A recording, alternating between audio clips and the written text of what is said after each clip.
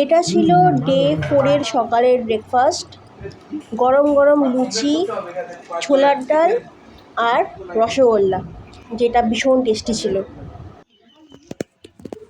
Good morning, আরও একটা শুভ সকাল। আজকে 2025-এর শেষ রবিবার, আর আজকে আমাদের ডুয়ার্স কালিম্পং ট্যুরের শেষ দিন। তো যেটা বলেছিলাম যে আমাদের যে রিসর্টটা অরণ্য ক্যানভাস রিসর্ট, এটা আমি বাইরে দিয়ে তোমাদের দেখাবো। ওই যে ওইটা হলো মেন রাস্তা, ওখান দিয়ে মেন রাস্তা উঠতে হবে। এই রাস্তা দিয়ে ঢুকে এই যে আমাদের রিসর্ট, এই যে রিসর্টে আমরা সোজা এখন ঢুকবো।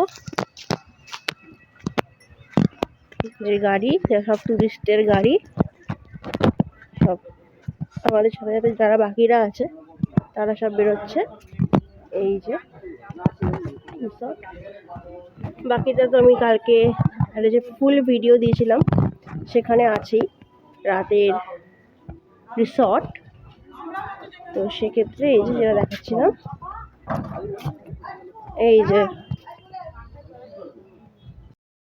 যারা এই রিসর্টটা সম্পর্কে জানতে চেয়েছো, অলরেডি কিন্তু এই চ্যানেলে একটা ভিডিও আছে, আমি ডেসক্রিপশনে লিঙ্ক দিয়ে দেবো। তোমরা চাইলে এই রিসর্ট রিগার্ডিং যে ভিডিওটা আছে সেটা কিন্তু দেখতে পারো। এই যে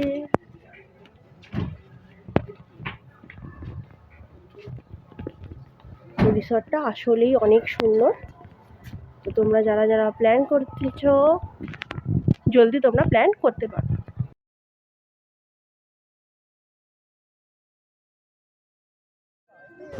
তো ব্রেকফাস্ট সেরে আমরা এখন বেরিয়ে পড়েছি লাটাগুড়ির আমাদের যে হোটেলটা আছে, ঠিক তার আশেপাশের লোকাল সাইট সিইংয়ে। দেখা যাক কী কী আছে। সত্যি আজ আমরা হারিয়ে গেছি এই উত্তরবঙ্গের এই সুন্দর জায়গাতে, লাটাগুড়ি। শহরের কোলাহল থেকে দূরে, চারিদিকে শুধু সবুজ আর এইরকম শান্ত স্নিগ্ধ গ্রাম্য পরিবেশ, যেটা শহরতলিতে একদমই দেখা যায় না।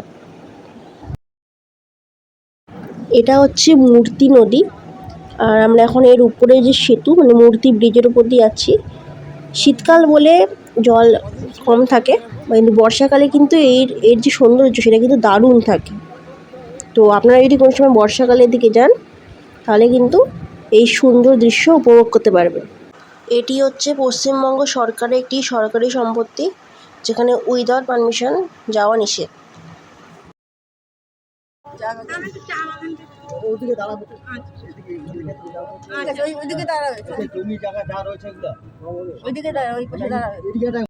এটি হলো নওপেরা নদী চা বাগানের একটি সাইনবোর্ড। এটি টাটা গ্রুপের একটি সহযোগী প্রতিষ্ঠান অ্যামালগ্যামেটেড প্ল্যান্টেশন প্রাইভেট লিমিটেড দ্বারা পরিচালিত। এটি হচ্ছে বিশেষ করে জলপাইগুড়ি জেলার মালবাজার মহকুমার ওদলাবাড়ির কাছাকাছি অবস্থিত। এই অঞ্চলের এটি ঐতিহ্যবাহী অন্যতম প্রধান চা বাগান হিসেবে পরিচিত। এখানে মূলত উন্নত মানের সিটিসি এবং গ্রিন টি তৈরি করা হয়। আর এখানে যা দেখতে পাচ্ছেন, এখন যতদূর দেখতে পাবেন শুধু চা বাগানই দেখতে পারবেন।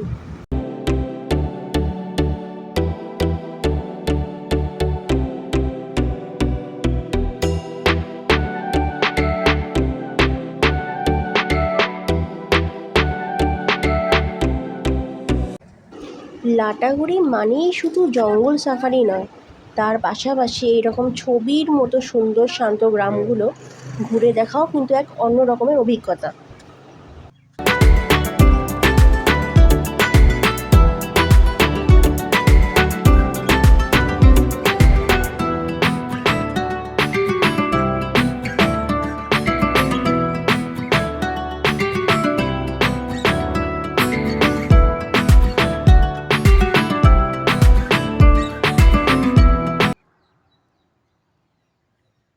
চা বাগানে এসছি, আর কিছু ফটো না তুললে হয়? তো যখন চা বাগানে এসছি তো কিছু ফটোশ্যুটও করে নিলাম, কারণ এটা একটা অন্যরকমের অভিজ্ঞতা, যেটা আগে আমার সাথে কখনোই হয়নি। হ্যাঁ, আমি কোনোদিনই এর আগে চা বাগান যাইনি, তো এটা আমার জীবনের প্রথমবার আমি চা বাগানে গেলাম। গাইস, এটা হচ্ছে চা বাগান, আর সত্যি কথা বলতে আমি খুব খুব খুব খুশি হয়েছি। কত চা, কত চা।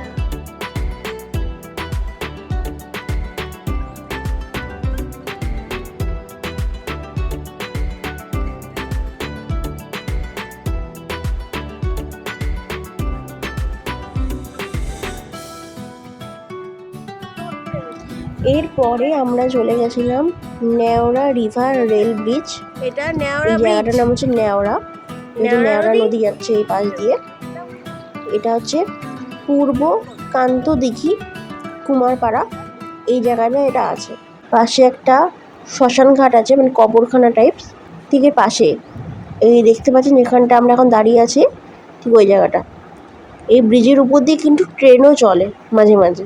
আর এখানে এসে কিছু ফটো সেশন, যেটা বহল গুরুত্বপূর্ণ। এবার আমি এই সিঁড়িতে করে উঠে যেখানে রেল ব্রিজটা ছিল দেখালাম যেটা, সেখানে আমি এখন যাচ্ছি।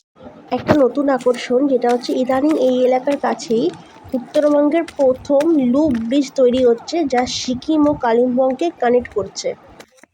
এটা বাগড়াকোট অঞ্চলে, তো এলাকার খুব কাছেই। এটা Neora bridge, Neora rail station, rail line, local train যায় এখান দিয়ে। ওই যে নদী, ওখানটায় আমরা ছিলাম, ফটো তুলছিলাম। এটার লোকেশন যদি আমি শর্ট ভাষায় বলি, সেটা হচ্ছে জলপাইগুড়ি আলিপুরদুয়ার শামুকতলা রোড লাইনে শিলিগুড়ি সেবক থেকে নিউ মালবাজার রুটে, যেটা হচ্ছে চালসা ও সেবক রোডের মাঝখানে। ওকে, এটা হচ্ছে মালবাজার মহকুমার অন্তর্গত। ব্রিজের নিচ দিয়ে যে পাহাড়ি নদী বয়ে চলছে সেটার নাম কিন্তু নেওড়া। বর্ষায় এই নদীর রূপ দেখার মতো হয়। আর এই রুটে যখন কোনো ট্রেন চলে, সেই মুহূর্তটা জাস্ট ভাষায় প্রকাশ করা যায় না। যারা হয়তো দেখা পেয়েছে তারা সেটা আমাকে বলেছিল, তো সেটাই আপনাদের আমি জানালাম। তো আমাদের এখন ফিরে আসার সময়, আমরা আবার সেই চা বাগানে গেছিলাম। হঠাৎ করে খেয়াল করলাম যে এখানে আমরা সবাই ফটো তুলেছি, কিন্তু আমার মা বাবা কোনো ফটো তোলেনি। তো পার্টিকুলারলি তাদের ভালো ভালো ফটো তোলার জন্য আমরা আবার নেমেছিলাম। আমি, মা, বাবা গিয়ে তিনজনে মিলে বেশ ভালো ফটো সেশন করেছি। কারণ দেখো, বারবার তো আর যাওয়া হবে না, এইগুলি একসময় স্মৃতি হয়ে থাকবে। আর এই যেখানে আমি যেখানেই যাই সেখানেই একটা করে বাচ্চা ফ্রেন্ড বানিয়ে নিই। তো এটা হচ্ছে বাচ্চা ফ্রেন্ড। আর একটা আমাদের একটা কিউট ফটো, আর আমার সেলফি। মানে আগে আমরা ভালো করে জায়গাগুলো দেখে নিচ্ছি, আমরা ফেরার পথে সেগুলো সব ফটোশ্যুট করেছি। এই ফটোতে দেখো কত পাখি বসে আছে জল খাচ্ছে। আচ্ছা, ফেরার পথে আমরা কিছু দোকানে গেছিলাম, লোকাল দোকানে, যেখানে বিভিন্ন হ্যান্ডক্রাফটের উডেন এসব জিনিসপত্র পাওয়া যায়। দেখো, তোমাদেরকে আমি দেখাচ্ছি। বিভিন্ন শোপিস, থালা বাটি সব রকমই আছে।